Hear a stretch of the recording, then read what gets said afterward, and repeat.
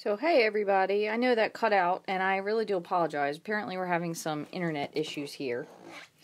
Not quite sure why, because I don't know. I'm not really sure. But anyway, I'm going to show you one more time there's two more things that I wanted to share. I will put this on replay. I stamped this and I tried to go over and it looks horrible. But what I'm going to do is I'm going to try to make this a little bit bigger so I can actually do this with an oval.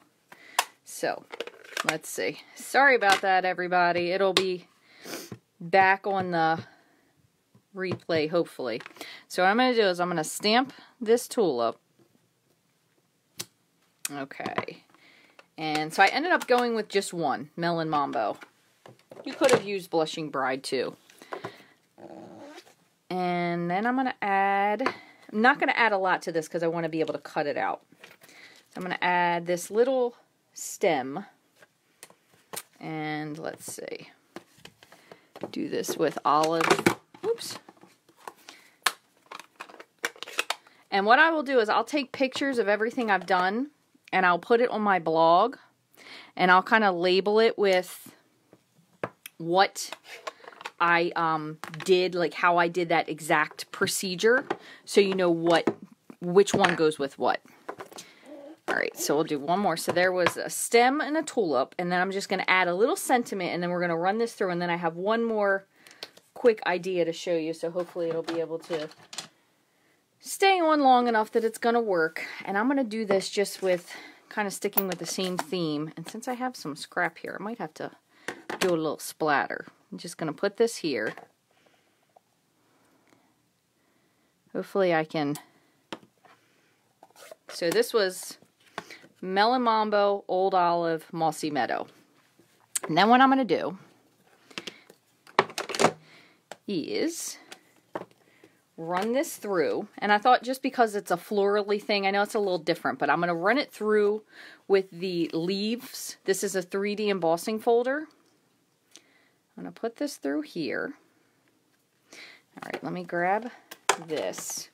So again, just in case, I know there's a lot of cutting off happening before. So I do have a lot of stuff to give away. So make sure, if you haven't already, that you at least leave some sort of a comment so I can put your name in. So I'm going to put this so it's the crease going in. This is the old style folder. And then one clear pad, or clear cutting plate. Then I'm going to need to grab this one because I'm going to cut this out. Put this down. And I need this, and I want to show you what this looks like. So now we stamped on this and then we embossed it. Okay, so it's got that layered look to it, and then we're going to just cut this out.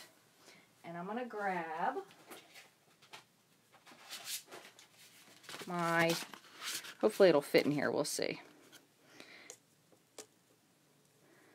Almost. That looks pretty good.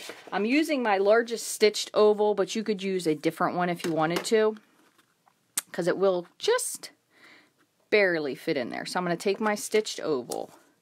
Now, I will tell you one thing. You probably could cut this out ahead of time, because when you are going to cut after embossing, it does flatten the image a little. So I would probably go in reverse.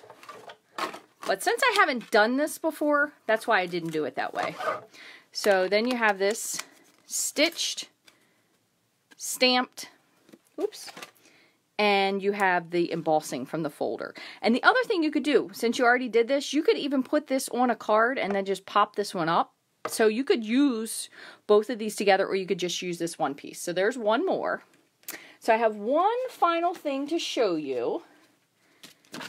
And when I do put these on, unfortunately when I get interrupted on Facebook, it kind of makes for a little bit of a messy experience. So I do apologize. I will label them number 1 and number 2. But, let me move this over. I will post both of these videos to YouTube as well, and I'll label them as 1 and 2. That way you can see what's going on. So what we're going to do is, this is another one where you can kind of do the background. Now I'm hoping I do this correctly, because I feel like every time I do it, I think I do it wrong. So I'm going to do Seaside Spray. And then, what's a good thing to do in the background? Maybe we'll just do some of these, like these little simple, no, because that's not going to look right. Normally when we did this, we kind of did it with a tree stamp. Let me grab one real quick.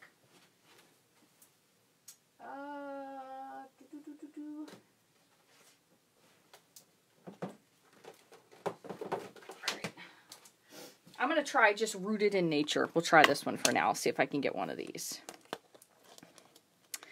I will use maybe this one.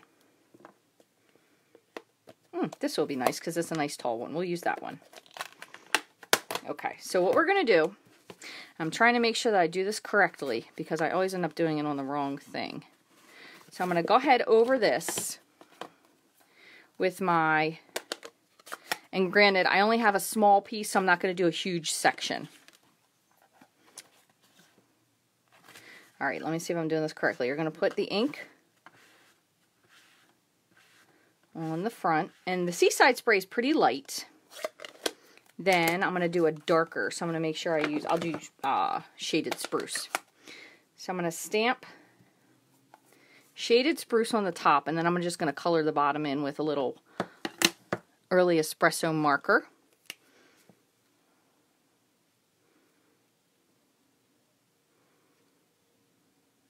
Kind of trying to get in there just a little bit. Okay. And I'm going to huff on this. I'm going to stamp it here.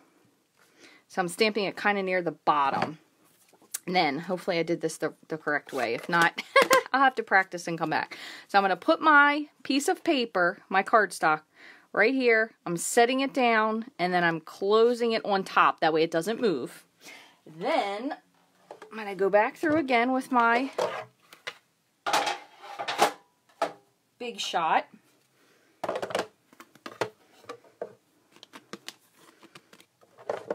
I have my fold side in. Put my second plate on top,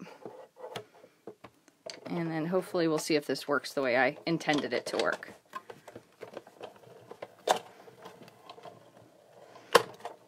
All right, let's see. Moment of truth.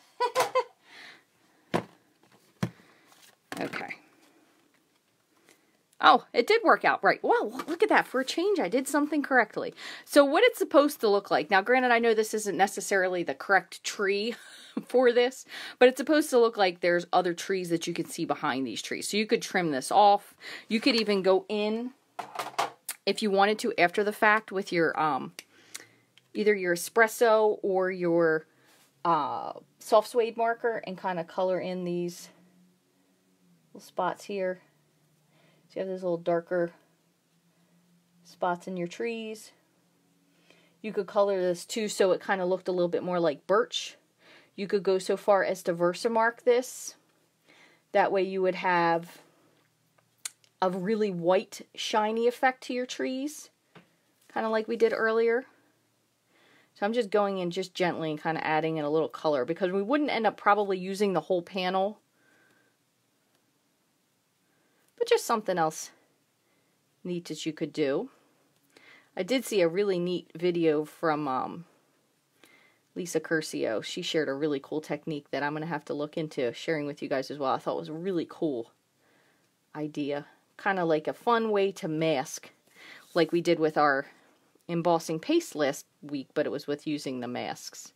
So there's that. So you could put this in, and again, you could trim this part off, or you could have this part even so it looked like it was a snow-covered ground. You could use some extra stuff in there. So I apologize. I'm sorry that this cut out in the middle. I know that's a huge pain in the hiney, especially when you're watching something live, because it's just, to me, it's irritating to me, so I can only imagine how irritating it is to you.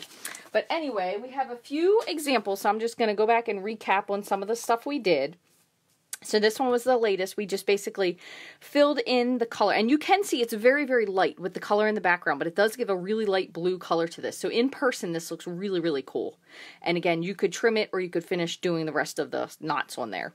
So this one was coloring the whole embossing folder with a color, very light, a light color is what you want to use, and then stamping an image that's going to transfer kind of into the background. So then the other one we did was a stamp, and then we did an embossing, and then we cut it out, so that's more of like a spotlight technique for that. This one is another one where we stamped an image and then we embossed it with an embossing folder. And then I actually went back and just sponged the edges with that makeup brush that I have. So that's another fun way to do it. This one we did a embossing of the panel and then we went over it with Versamark. We added an embossing powder and heat set it. And then another thing, remember you can use both sides, so you can do this 2 different ways with your embossing folder. So this one has the raised white images, so this one was a emboss, and then this one is a deboss because we use the other side to put the blue into the crevices. And remember, even when you're doing this, if you don't like the side, you could always flip it over. So when you're doing a regular embossing folder, you have 2 different sides. You always have a raised side, and then you have a sunken inside. So embossed, deboss. So there's lots of different things that you can do, and then you can use them for backgrounds. You can layer them onto stuff. So what I'm going to try to do over the next few days, I have this, and I still have our pieces from last week, but I'm going to try to post some cards or some pictures of what I've done with these to make them into cards, and then I will just put the link to the video, which are going to be a 2-part link for this one and the one before that we got interrupted, and I'll put them together. But again, make sure that you have left a comment. I probably will have to do something different again, like I said, to try to get the comments to go through for when I do the Ladybug bundle giveaway, because I'm still trying to figure out again the best way to do that. So make sure you stay tuned for that. I really do appreciate those of you that came back and stuck with me. I know this is a pain in the butt, especially when the internet is out and we only have so many things to do. It's very frustrating, but thank you guys so much for coming back and joining me again today. I really appreciate it. I will try to pop back on as often as I'm able through the next however long it may be, just in between my homeschooling schedule. I hope you guys stay well, and make sure, remember, you have probably tons of stuff at home that you can use. So use what you have. Maybe if you need to get yourself some extra paper or a new stamp set, you can send that to your house. I would certainly appreciate if you shop through my host code. That is how I get things to be able to give away to you guys. So thank you guys so very much for your support, and I hope you all stay healthy and have a wonderful rest of your week. Thanks for hanging in there, and I'll talk to you again real soon. Bye.